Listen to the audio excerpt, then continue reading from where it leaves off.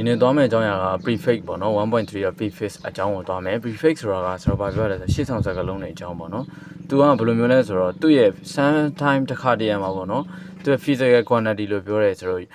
physical quantity တွေကပေါ့နော်တိုင်းတာထားတဲ့ပစ္စည်းက is too big ဘာလို့နိုင်လဲအကြီးလဲတားပြီးလဲကြီးနိုင်တယ် too small အရန်ကိုလဲသိနိုင်ပါတယ် to be conveniently အဆင်ပြေစွာပဲရှိတယ် expert and basic အဆိုင်နဲ့အရန်ကြီးရလဲရှိတယ်အရန်ငယ်ရလဲရှိတယ်ဒါမျိုးသူအဆင်ပြေစွာအဆိုင်ယူနေမှာဘာလို့ထားလဲဆိုတော့ဖော်ပြထားပါတယ်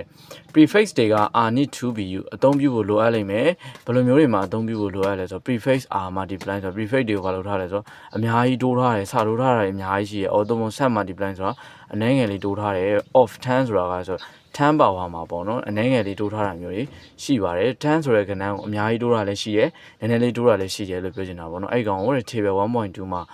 shows ဘာလို့ထားလဲဆိုတော့ပြထားတယ် some prefix အချို့သော prefix unit တွေကို use in SI unit SI unit မှာအသုံးပြုလို့ရတဲ့အချို့သောဒီ prefix ရဲ့ကဏ္ဍတန်ဖိုးတွေအောက်ကဆိုတော့ table 1.2 မှာပြထားတယ်ဒီမှာဆိုရင်ကြည့်ကြည့်အောင်ပါ prefix ဆိုရှေ့ဆောင်စကားလုံးတွေသူရဲ့ symbol တွေလည်းပါတယ်ပြီးရင်သူရဲ့ factor တွေလည်းပါတယ်ပေါ့နော်အဲ့ဆိုကြည့်ကြည့်အောက်ကနေ -1 -2 -3 -4 ဒါဆိုဘလောက်กว่าလဲလို့ကျင်ဆိုတော့ဘလောက်กว่าသွား2 3ဒီနားထိတော့3ပဲဒီကနေဒီကိုဆိုရင်3တက်သွားဒီကနေဒီကိုဆိုရင်3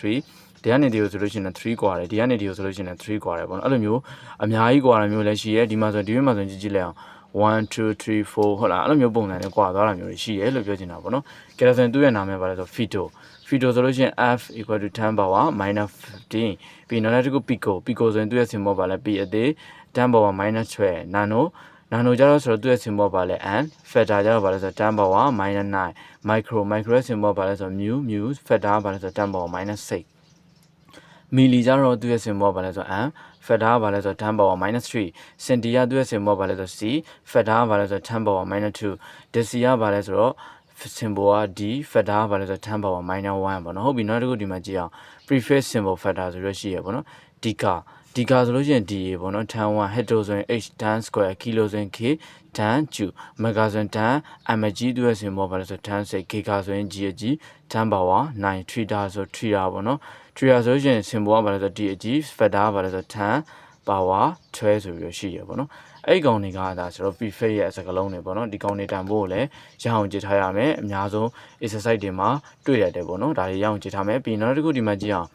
scientific notation on standard from maybe writing as follow scientific notation နဲ့ဒီရိုးရှင်းဆုံးပုံစံကိုထိုကဲ့သို့ရေးနိုင်တယ်တဲ့ place ဆိုတာကနေရာပေးပါ the decimal point after the non-zeroဒါသမကိုနေရာရွှေ့တဲ့အခါမှာပထမဆုံးတန်ဖိုးကို0မဟုတ်တဲ့တန်ဖိုးထားပါတဲ့ the determine the power of 10သူ့ကိုဆုံးဖြတ်တဲ့အခါမှာ10 power နဲ့ပြပေးပါ by counting the numbers of place we have moved the original decimal point to make the decimal point ဆိုမူလပုံစံကနေပြီးတော့ရွှေ့လိုက်တဲ့နေရာရောက်သွားတဲ့ကောင်ကို10 power နဲ့ပြပေးပါတဲ့ if we move the point to the left ဆရာတို့ကအ point ကို left ကိုရွှေ့ရဆိုရင် the power is positive left ကိုရွှေ့မယ်ဆိုရင်အပေါင်းလက္ခဏာ if move the right ကိုရွှေ့မယ်ဆိုရင် it is negative အနှုတ်လက္ခဏာဖြစ်ပါတယ်လို့ပြောချင်ဒါဆိုရင်ဆရာတို့ဒီမှာကြည့်အောင်ပေါ့နော်ဒီကောင်ကိုရွှေ့ကြည့်မယ်ပေါ့သူရဲ့ဒသမကဒီနောက်မှာရှိတာလေအဲ့ဒီဆိုတော့ left ကိုရွှေ့မှာဟုတ်လား left ကိုရွှေ့မှာဆိုရင်1 2 3 4 5နေရာရှိရယ် left ကိုရွှေ့တာဖြစ်တဲ့အတွက်10 power ပါလဲဆိုတော့ positive နဲ့ပြရမယ်ဟုတ်လားအဲ့ဆို5နေရာရွှေ့ထားတယ်အဲ့ဒီဆိုတော့ရေးလိုက်တဲ့ခါမှာ3.2 ဘယ်နေရာရွှေ့ထားလဲ9နေရာရွှေ့ထားတာမဟုတ်လား1 2 3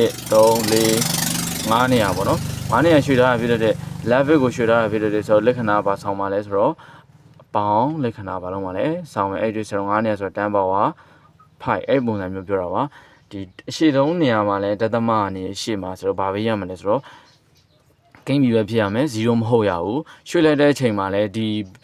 ဘယ်ဘက်ကိုရွှေ့မယ်ပေါ့နော်ဘယ်ဘက်ကိုရွှေ့မယ်ဆိုရင်အပေါင်းလက္ခဏာညာဘက်ကိုရွှေ့မယ်ဆိုရင်အနှုတ်လက္ခဏာဆိုပုံစံမျိုးနဲ့10 power နဲ့ပြပေးရမယ်ဒီပုံစံဆိုတော့ဘာလို့ခေါ်လဲဆိုတော့ scientific notation or standard form ဆိုပြီးတော့ခေါ်ပါတယ်ဒီပုံစံဘာလို့ခေါ်လဲ scientific notation or standard form ဆိုပြီးတော့ဆိုတော့ခေါ်တယ်ပေါ့နော်ဒီမှာဆိုရင်ဒီကောင်ကိုကြည့်ကြည့်အောင်ဒီကောင်ကိုရွှေ့ကြည့်အောင်ပေါ့နော်ဒီကောင်ကိုရွှေ့မယ်ဆိုတော့ဒီ right bit ကိုရွှေ့မှာဖြစ်တဲ့10 power ဘာနဲ့လာမှာလဲဆိုတော့ minor နဲ့လာမယ်အဲ့ဒီတနေရာ2နေရာ3နေရာ4နေရာ5နေရာပဲဟုတ်တယ်နော်9နေရာဆိုတော့သူကြတော့ဘယ်ဘက်ကိုရွှေ့ရလဲအနောက်ဘက်ကိုရွှေ့တာတုံညာမဟုတ်တဲ့ကဏ္ဍဆိုတော့7ရဲ့အနောက်ထိရွှေ့မှာပေါ့7 point ပါလဲ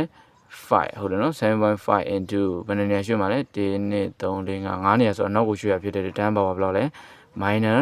မဟုတ်လား minor 9နေရာဆိုတော့ minor